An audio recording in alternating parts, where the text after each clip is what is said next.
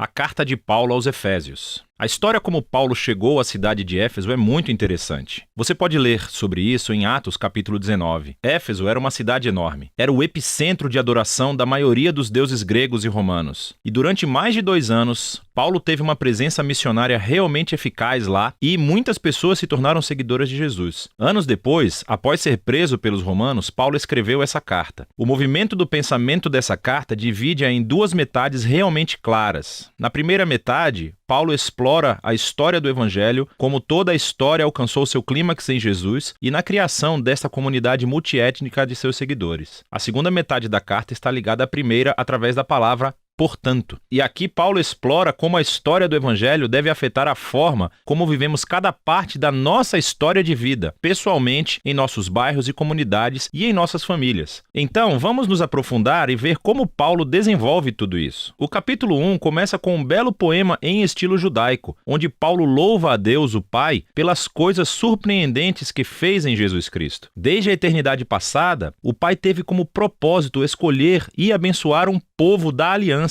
Pense aqui na família de Abraão, em Gênesis, capítulo 12, versículos 1 a 3. E agora, através de Jesus, qualquer pessoa pode ser adotada nessa família. A morte de Jesus cobre os nossos piores pecados, os nossos piores fracassos, e em Jesus encontramos a graça de Deus. Na verdade, Paulo diz que essa graça abriu um modo totalmente novo de entendermos cada parte de nossas vidas. Ele diz no capítulo 1, verso 10, que o propósito de Deus era unificar todas as coisas no céu e na terra sob Cristo, que é um título que significa Messias. O plano de Deus sempre foi ter uma enorme família de seres humanos restaurados, unidos em Jesus, o Messias. Esse propósito divino se tornou claro, diz Paulo, quando fomos primeiramente transformados naquela família. E aqui ele está se referindo aos judeus étnicos e à família de Abraão. Mas então Paulo fala sobre vocês, e aqui ele quer dizer não-judeus. Todos vocês ouviram sobre Jesus e a salvação através dele, e foram trazidos para essa família pela obra do Espírito Santo. E assim, aqui, ele está se referindo aos eventos relatados nas histórias dos Atos, sobre como o Espírito de Deus reuniu judeus e não-judeus em uma única família em Jesus, tal como Deus prometeu a Abraão há muito tempo atrás. Note também como, nesse poema, Paulo começa falando sobre Deus o Pai, e depois sobre Jesus o Filho, e aqui no final sobre o Espírito. Os 3 trabalham juntos quando Paulo conta a história do Evangelho. É muito legal. Depois do poema, Paulo responde com uma oração. Ele ora para que esses seguidores de Jesus não apenas conheçam, mas experimentem pessoalmente o poder do Evangelho. Que eles sejam energizados pelo mesmo poder que ressuscitou Jesus dos mortos e o colocou como a cabeça exaltada de todo o mundo. Agora, no capítulo 2, Paulo retrocede e desenvolve algumas ideias-chave do poema do capítulo 1, especialmente sobre a graça de Deus e essa nova família multiétnica de Jesus. Ele começa recontando a história de como esses cristãos não-judeus conheceram Jesus. Antes de ouvir sobre Jesus, eles estavam fisicamente vivos, mas estavam espiritualmente mortos. Eles estavam presos em uma vida de egoísmo e sem propósito, e estavam sendo enganados pelas forças espirituais do mal. Mas, surpreendentemente, Deus, em seu grande amor e misericórdia, os salvou. Ele perdoou todos os seus pecados e juntou as suas vidas à vida de ressurreição de Jesus, e ele também os trouxe de volta à vida. E agora, tendo sido criados como novos seres humanos através de Jesus, eles têm a alegria de descobrir todos os novos chamados, propósitos e tarefas que Deus colocou diante deles. Eles não só foram presenteados com a graça de Deus, como também foram convidados para uma nova família. Antes de ouvir sobre Jesus, esses não-judeus não estavam apenas afastados de Deus, eles estavam separados do seu povo da aliança, da família de Abraão. E por uma razão muito prática, os mandamentos da aliança do Sinai formavam uma linha divisória ao redor dessa família. Eles eram como uma barreira que mantinha a maioria dos não-judeus afastados. Mas em Jesus, as leis da Torá foram cumpridas e a barreira foi removida. Os 2 grupos étnicos se tornam, como Paulo afirma, uma nova humanidade unificada, capaz de viver em paz. Então, Paulo Paulo continua no capítulo 3 a se maravilhar com o papel único que ele teve de espalhar essa boa notícia para o povo não judeu. E mesmo estando na prisão, ele agradece a Deus pela chance que teve de ver essa família da aliança crescer tanto. Então, Paulo termina a primeira metade da carta com outra oração. Dessa vez, ele ora para que os seguidores de Jesus sejam fortalecidos pelo Espírito de Deus para simplesmente compreender e entender o amor que Cristo tem pelo seu povo. A segunda metade da carta começa com Paulo mudando de ritmo, e ele começa a desafiar o leitor a responder à história do Evangelho pela maneira como vive a sua própria história de vida. Então ele começa no capítulo 4 com a vida cotidiana da igreja. A igreja é uma grande família com muitos tipos diferentes de pessoas, mas ele enfatiza que eles são um, e um é a palavra-chave nesse capítulo. Eles são um corpo que é unificado por um Espírito. Eles têm um só Senhor com uma fé. Eles têm um batismo. Eles acreditam em um Deus. Isso é muita união. No entanto, diz Paulo, a unidade não é a mesma coisa que uniformidade. Ele continua a explorar como a nova família de Jesus consiste em muitos tipos de pessoas muito diferentes, mas todos são capacitados pelo único Espírito Santo, cada um usando seus talentos e paixões únicas para servir e amar uns aos outros e para edificar a igreja. E aqui ele usa duas metáforas muito legais. Uma é a construção da igreja como um novo templo, e a segunda é que todos estão se tornando uma nova humanidade, com Jesus como a cabeça. E essa nova humanidade é uma metáfora que ele vai usar nos próximos capítulos. Paulo desafia todo cristão a retirar a sua velha humanidade como um conjunto de roupas velhas e a revestir-se de sua nova humanidade na qual a imagem de Deus está sendo restaurada. E ele então segue para essa longa sessão onde ele compara a humanidade nova e velha. Então, em vez de mentir, novos humanos falam a verdade. Em vez de guardar raiva, eles resolvem seus conflitos pacificamente. Em vez de roubar, os novos seres humanos são generosos. Em vez de fofocar, eles encorajam as pessoas com suas palavras. Em vez de se vingar, os novos seres humanos perdoam. Em vez de gratificar todo o impulso sexual, os novos seres humanos cultivam o autocontrole de seus desejos corporais. Em vez de ficar bêbados, os novos seres humanos vivem sob a influência do Espírito de Deus. E ele explica como era essa influência